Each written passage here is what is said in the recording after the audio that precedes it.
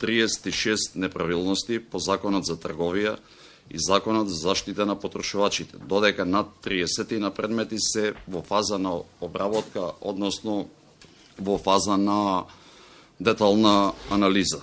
Согласно констатираните прекршоци од инспекторите, издадени се прекршочни платни налози со вкупен износ од 42.000 евра или во денарска противвредност 2.583.970 денари. Видено е маржи од 5 до 20% кај маркетите за оние најобратни производи и над 30% кај оние помалку обратни производи и непрехранбени производи.